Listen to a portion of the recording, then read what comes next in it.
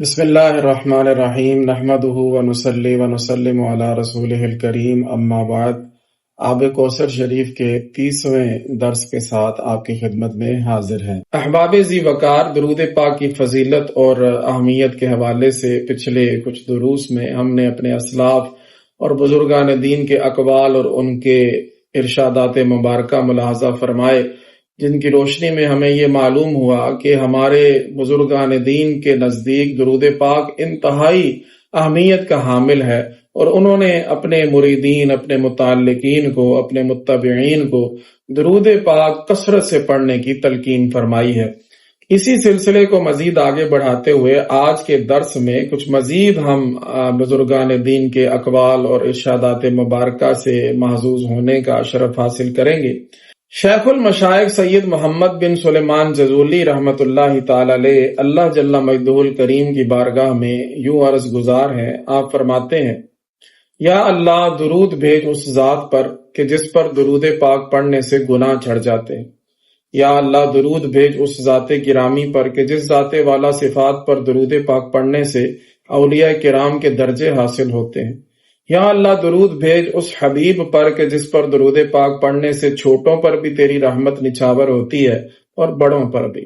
یا اللہ درود بھیج اس پیارے رسول صلی اللہ تعالی علیہ وآلہ وسلم پر کہ جس پر درود پاک پڑھنے سے ہم اس جہان میں بھی ناز و نعمت میں رہیں اور اس جہان میں بھی، صلی اللہ تعالی علیہ وآلہ وسلم۔ صاحب مطالع المسرات حضرت علامہ فاسی رحمت اللہ تعالی علیہ آپ فرماتے ہیں کہ اللہ تعالیٰ نے بندوں کے لیے درود پاک کو اپنی رضا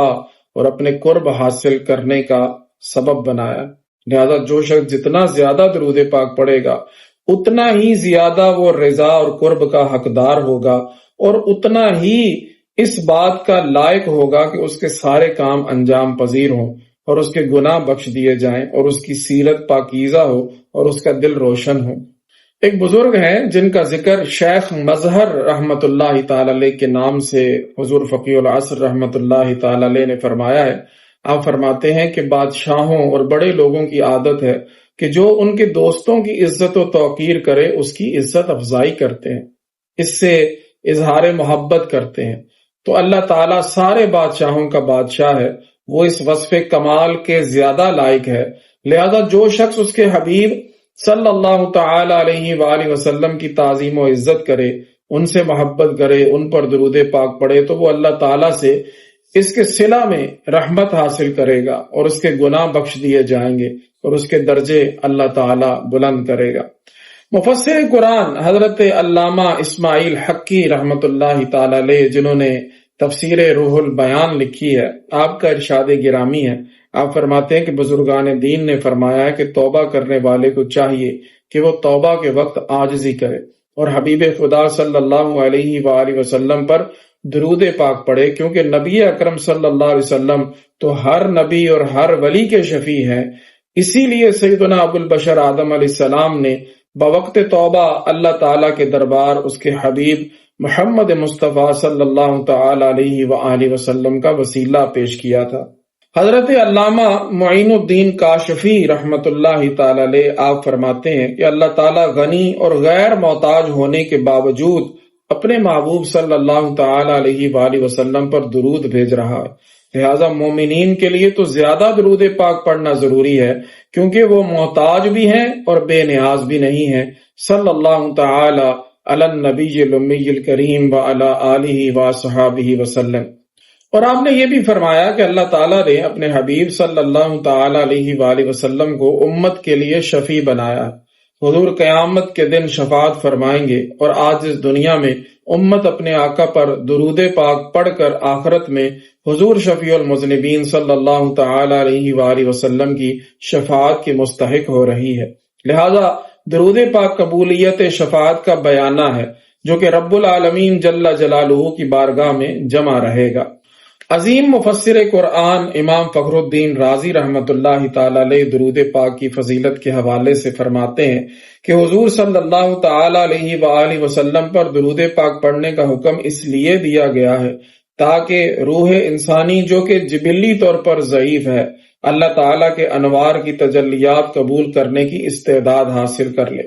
جس طرح آفتاب کی کرنیں مکان کے روشن دان سے اندر جھانکتی ہیں تو اس سے مکان کے در و دیوار روشن نہیں ہوتے، لیکن اگر اس مکان کے اندر پانی کا تشت یا آئینہ رکھ دیا جائے اور آفتاب کی کرنیں اس پر پڑیں تو اس کے عکس سے مکان کی چھت اور در و دیوار چمک اٹھتے ہیں۔ یوں ہی امت کی روحیں اپنی فطری کمزوری کی وجہ سے ظلمت قدا میں پڑی ہوئی ہیں۔ وہ نبی اکرم صلی اللہ تعالی علیہ وآلہ وسلم کی روح انور سے، جو کہ سورج سے بھی روشن تر ہے، اس کی نورانی کرنوں سے روشنی حاصل کر کے اپنے باطن کو چمکا لیتی ہیں، اور یہ استفاضہ صرف درود پاک سے ہوتا ہے۔ اسی لیے حضور صلی اللہ علیہ وآلہ وسلم نے فرمایا، ان اول الناس بی یوم القیامت اکثرہم علیہ صلاۃ، کہ قیامت کے دن میرے سب سے زیادہ قریب وہ ہوگا جس نے دنیا میں مجھ پر کثرت سے درود پاک پڑھا ہوگا۔ مقاصد السالکین میں درود پاک کی فضیلت کے حوالے سے حضرت خواجہ ضیاء اللہ نقشبندی مجددی قدس سرہ فرماتے ہیں کہ جان لینا چاہیے کہ سب سے بڑھ کر سعادت اور بہترین عبادت سید دو عالم صلی اللہ تعالی علیہ وآلہ وسلم پر درود پاک پڑھنا ہے، اس لیے کہ درود پاک کی کثرت سے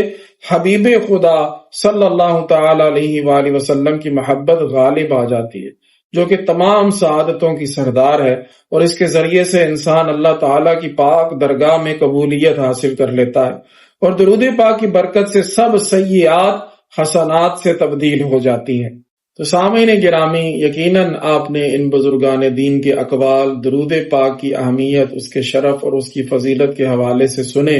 اور آپ کے دل میں درود پاک کی محبت مزید اجاگر ہوئی ہوگی۔ لہٰذا ہم بھی اگر یہ چاہتے ہیں کہ ان برکتوں اور ان سعادتوں سے ہم بھی حصہ حاصل کریں تو ہمیں درود پاک کو اپنا حرز جاں بنا لینا چاہیے، اور اپنے روزانہ کے معمول میں درود پاک کی کثرت کو شامل کر لینا چاہیے۔ اللہ کریم ہم سب کو درود پاک کے انوار سے منور فرمائے۔ وآخر دعوایا ان الحمد للہ رب العالمین۔